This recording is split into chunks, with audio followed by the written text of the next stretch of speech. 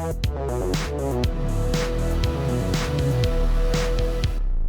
I'm John Nunn, and in this video I'm going to talk about a book which has just been published by Gambit Publications, Rook Endgames from Morphy to Carlsen.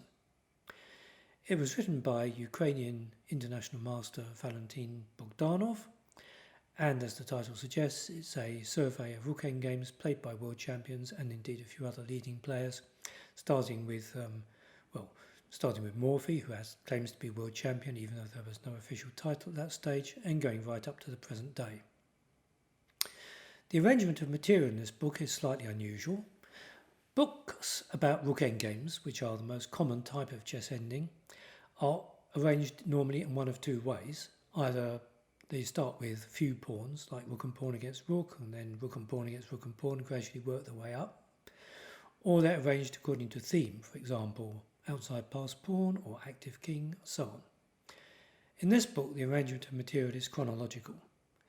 There's one chapter devoted to each player, starting with Morphy and working up to the present day, and within each chapter the positions are arranged by date. The advantage is it's easy to see the historical development of the way Rook endgames were played. Obviously that's advanced a lot since the days of Morphy.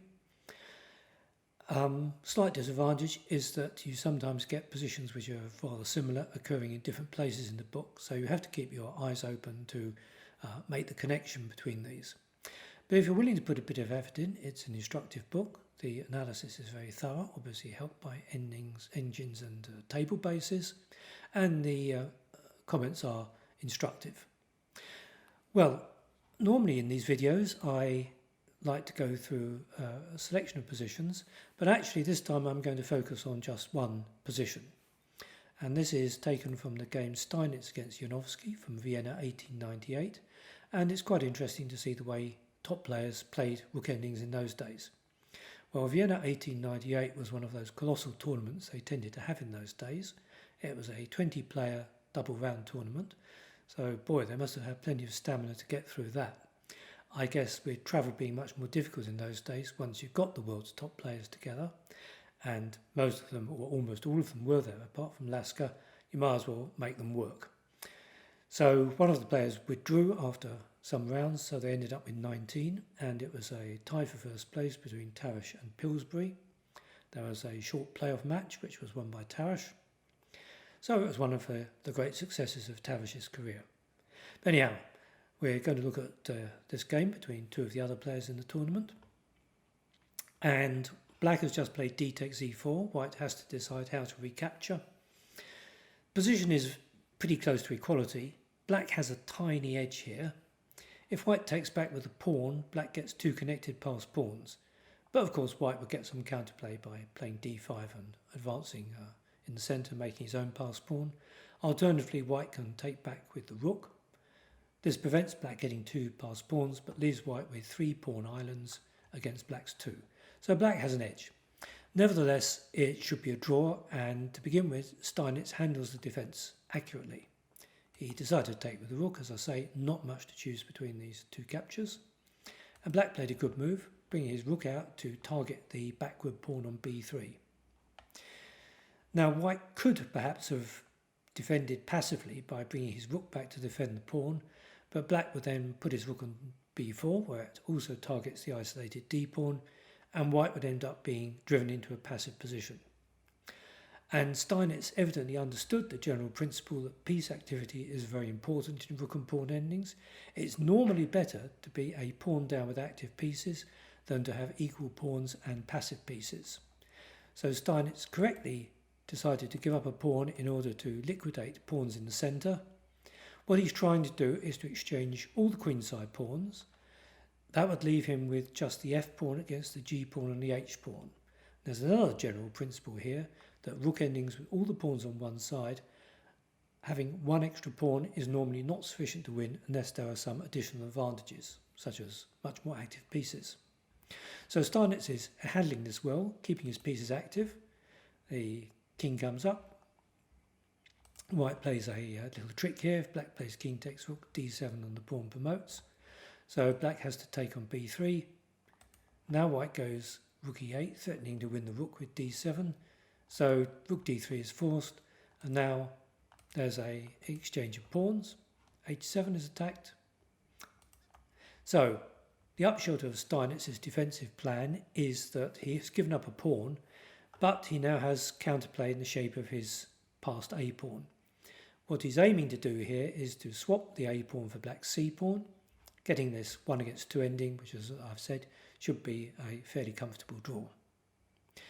Well, if black simply puts his rook behind the a pawn, white's going to put the rook behind the c pawn, and these pawns will sooner or later be exchanged. The only way black can prevent this from happening is to use his king to support the c pawn, again putting his rook behind the a pawn, and try to shuffle forward with the king and pawn while keeping the rook where it prevents the white pawn promoting. So after one move of this, white has to make a critical decision about what to play next, and he played a very bad move, a move which I think even a club player would not make today. He played rook a7, and as everybody knows these days, you shouldn't put your rook in front of your own passed pawn in a rook ending. However, I'm not the one to lecture on this, because when I was a young player playing in the London Under-12 Championship, I did exactly this. I had the choice between putting my rook behind the passed pawn and putting the rook in front of the passed pawn. And what I thought was, well, if I put my rook behind the passed pawn, he puts his rook in front of the passed pawn and I'm stuck. If I put my rook on a8 and push the pawn, I can get it all the way up to a7.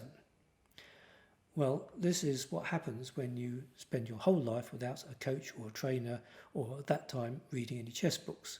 I was entirely self-taught, and this game taught me a valuable lesson at the cost of half a point, that you should put your rook behind the passed pawn in a rook and pawn ending.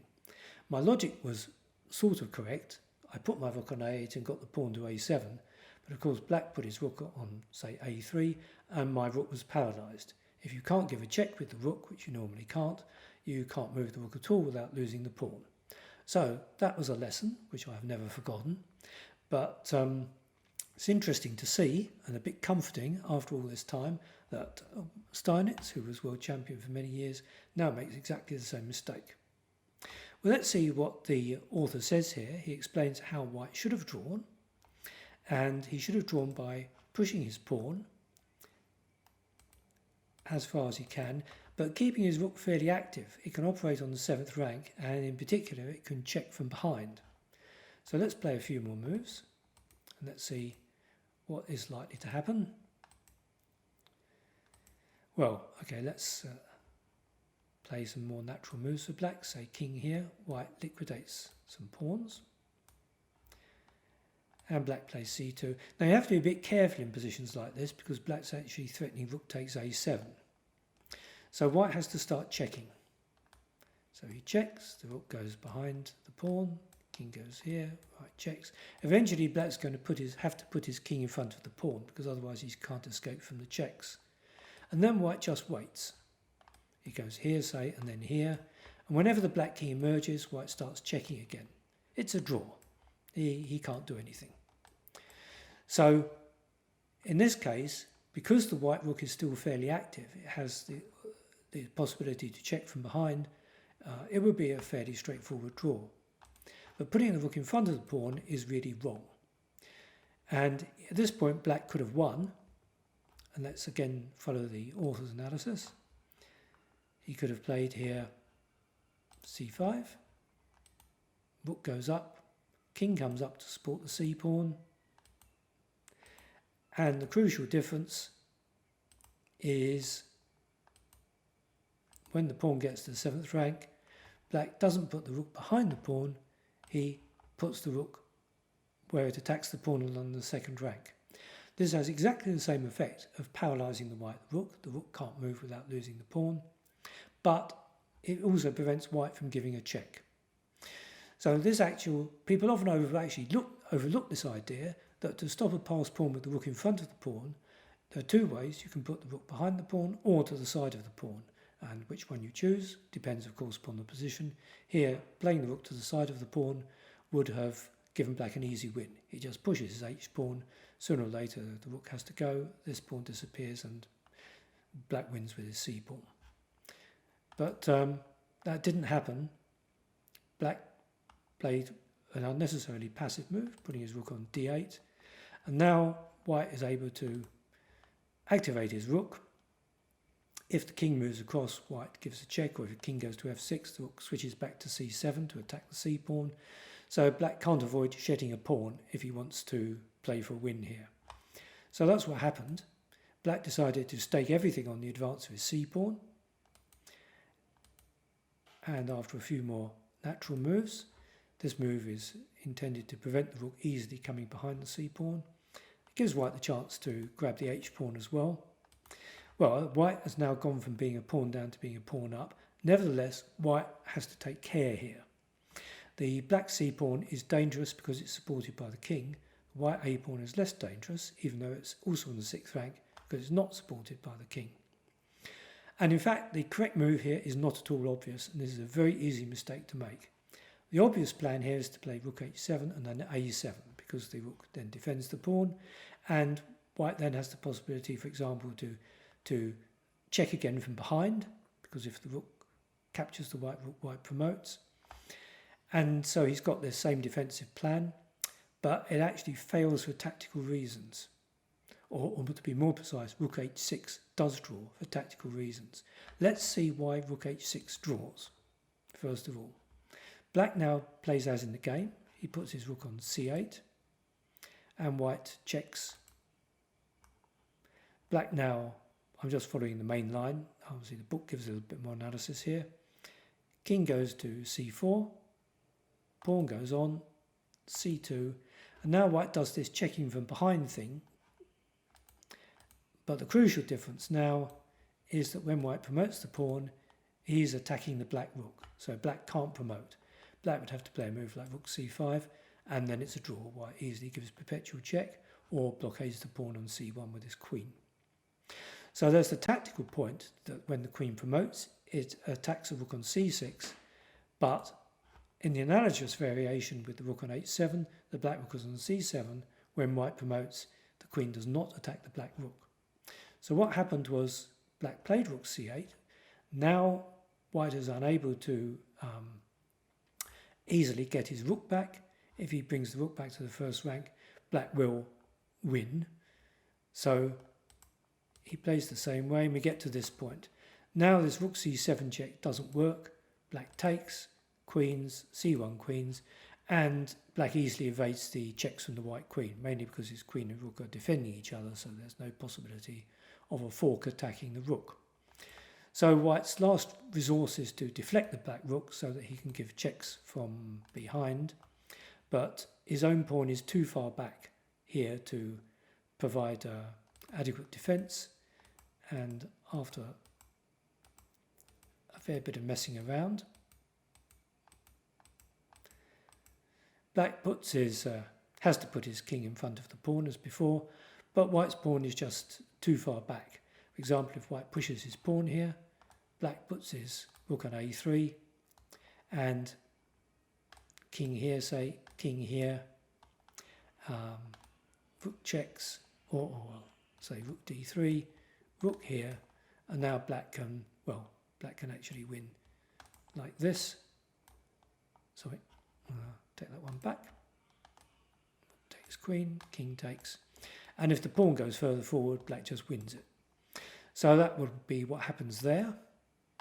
So he didn't push the pawn, he instead played his king across, but there are various ways to win now, and he did in fact get there in the end. Took rather a long way round, but the white pawn, as I say, is too far back to present any danger. So after this, black puts his rook on d5. Black has rather gone round the houses as regards winning this position, but at this stage white resigned. Let's see why that is and how black would win if play continued. White tries to bring his king up to support the advance of his pawn. Black puts his rook on the first rank. White pushes. Black promotes. And white comes up, and black brings his king back. But as you can see, black's in plenty of time to get his king back.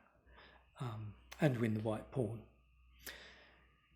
So, well, in those days they had quite a lot of adjournments, and I guess that black probably just wanted to reach the adjournment in order to analyse the position, although it's by no means complicated.